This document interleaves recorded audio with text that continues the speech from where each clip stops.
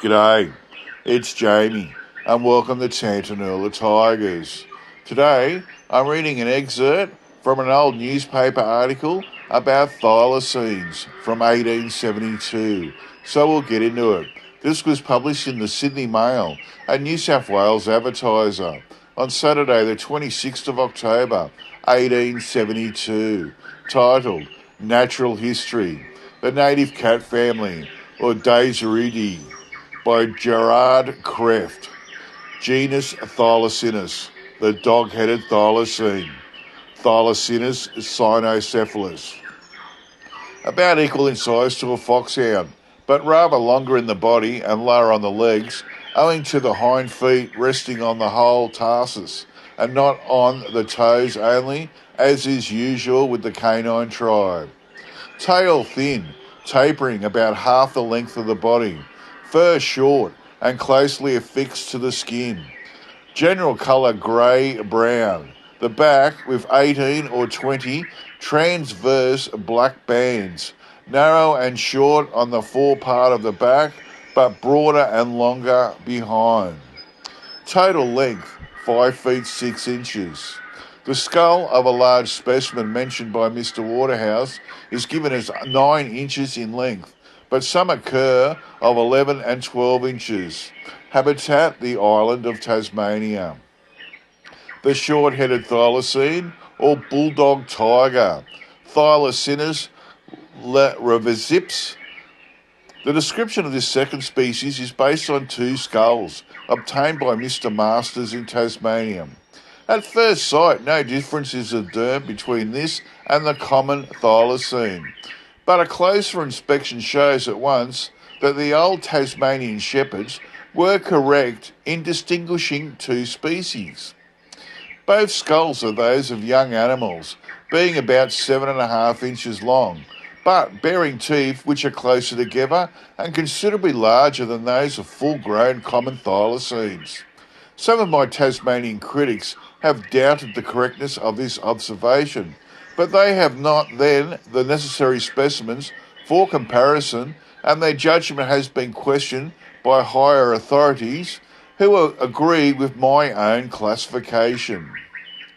The bull-headed thylacine has the premolars very close together and much larger than even more adult specimens of the common species shown them. Between the last molar, but one of the upper series of the 2 animals, there is a difference of 1/4 inch in transverse diameter. Autonomous who understand the value of such comparisons will probably be convinced that we still have 2 living species in Tasmania. With regard to Professor Owen's Thylacinus spelaeus, I beg to state that it is identical with large examples of the common tiger, and this creature is frequently called on the other side of Bass Straits. The thylacine is very destructive and causes great damage to the settlers' flocks. The traps and guns of the shepherds have done their work, however, so that the number decreases every year. On the mainland, we find fossil remains, chiefly at the bone caverns of Wellington, but they are by no means numerous, and the teeth are about the same size as larger recent species have them.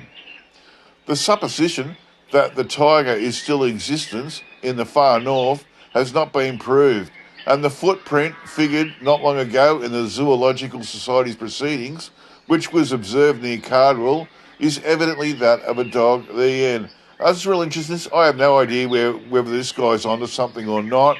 I really don't have an idea. I don't know enough about thylacines to really comment on it. I couldn't find any other references to what he was calling the short-headed thylacine or bulldog tiger, Thylacinus Lereviceps, Levericips, which is a tongue twister. But I've always wondered, when you look at our thylacines, and I'm sure some of you people have too, their heads look different in a lot of them. Like they look like 2 distinct species or subspecies in the fact that their heads look different. It's really weird that not all the heads look the same. And so, is it another species or not? I have no idea. And then I want to talk about Gerard Krefft, His full name is Johann Ludwig Gerard Krefft. He was born on the 17th of February 1830 and died on the 18th of February 1881.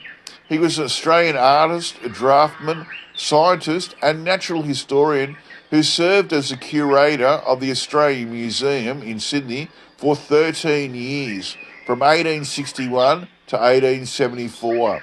He was the first to organise the collection in the museum in the categories, so it wasn't like a disorganised junk shop type setting where you could actually go in now after he organised it all, and so that you could actually see different, like all the creatures in their correct catalogues and all together, instead of just being a mishmash of everything spread everywhere like it was before he got there. He was one of Australia's first and most influential zoologists and paleontologists. He's noted as an ichthyologist for his scientific description of the Queensland lungfish. In addition to numerous scientific papers and extensive series of weekly newspaper articles on natural history, his publications included The Snakes of Australia, Guide to Australian Fossil Remains in the Australian Museum, The Mammals of Australia, The Australian Entozoa, and the Catalogue of the Minerals and Rocks in the Australian Museum. Krefft was one of the few Australian scientists in the 1860s and 1870s to support Darwin's position on the origin of species by means of natural selection. He was one of the first to warn of the devastating effects of invasive species like sheep and cats on native species. He expressed considerable concern in relation to the effects of the European settlement upon the indigenous population of Australia. He was a significant figure in history of 19th century Australian science. He is celebrated for his zoological work, but as a man who was prepared to challenge individuals of scientific fact, regardless of their position in Sydney society or metropolitan science. He was remembered as one who could be abrasive and incautious in delicate political situations, and a man whose career and life ultimately ended in tragedy. Yeah, it was his way or the highway as far as the museum was concerned. And so he had a bit of a blow-up with one of the board members. His self-assured priority infuriated board member William Sharp Macleay, chairman of the trustees, who assumed that the museum's resources should be directed towards the enhancement of Macleay's own private collection, which Krefft didn't think much of. And so they sacked him, and they weren't actually allowed to sack him. They didn't have the authority, and so Krefft refused to budge, and he virtually lived under siege at the museum in his house there for 3 months.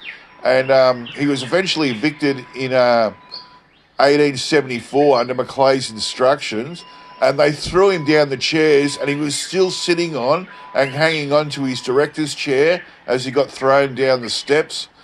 His removal from the museum impoverished the natural sciences in New South Wales until the rise of the intercolonial science in the 1890s. So it set the museum back like nearly 20 years. And he was stripped of his position as Australian Museum curator and physically removed from the position, and his character was assassinated, and it overshadows his early career and development as scientist. So like this bloke knew a lot of stuff, but he was quite abrupt and abrasive about it, and that's what upset the bloke that wanted his collection shown in, front and centre in the museum, even though Gerard Krefft didn't think much of it. But it's interesting about the two different types of head shapes. It's really got me intrigued. Okay, that's it from me. I'll get back to you all next time. Bye.